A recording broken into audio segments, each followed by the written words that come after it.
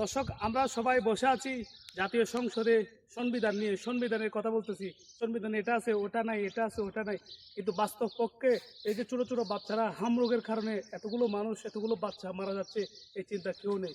সংসদে কেউ এই কথা বলতেছে না। হামের প্রতিকার কি? ছোটো ছোটো বাচ্চারা, হাজার হাজার বাচ্চা মারা যাচ্ছে, সেগুলো নিয়ে কোনো কথা বলতেছে না। আমরা শুধু আছি, আমরা সংসদে পিছিয়ে গেছি, ৭১-এ আছি, ২৪-এ আছি, এটাতে হচ্ছে আছি। বাস্তব কথা হলো সব কিছু আমরা করবো, ঠিক আছে, কিন্তু বর্তমান পরিস্থিতিতে যেটা রয়েছে আমরা সেই বিষয়টা নিয়ে আলোচনা করব। সংসদে আমরা এগুলো পাস করব এবং সমসাময়িক বিষয়গুলো নিয়ে কথা বলবো। বর্তমান যুদ্ধ পরিস্থিতিতে পুরো বিশ্বের যে একটা সংকট চালু হয়েছে, যে একটা সংকট শুরু হয়েছে, এগুলো কীভাবে আমরা ওভারকাম করবো এই বিষয় নিয়ে কোনো কথা নেই।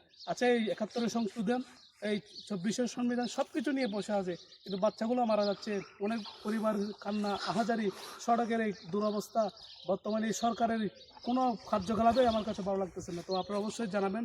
আমি যে কথাগুলো বলতেছি কোনো দল বা রাজনৈতিক ইস্যু নিয়ে নয়, আমি নিজের ব্যক্তিগত অনুভূতি থেকে এই কথাগুলো বলতেছি। আমার ভাইয়েরা, আসলে আমরা রাজনীতি করি বলে আমরা দলকে ভালোবাসতে হবে, সব কিছু দলের অপরাধকে ভালোবাসতে হবে সেটা না। রাজনীতি এমন একটা জিনিস, সকলকে বুঝতে হবে, সকলকে ভালো মন্দের বিচার করতে হবে। তো আমি আজকে আপনাদের কাছ থেকে এই মেসেজটা দিলাম যে সবার উদ্যোগ ন্যায় এবং যেটা সাময়িক পরিস্থিতি ওটা বলতে হবে। ধন্যবাদ সবাইকে। Thank you.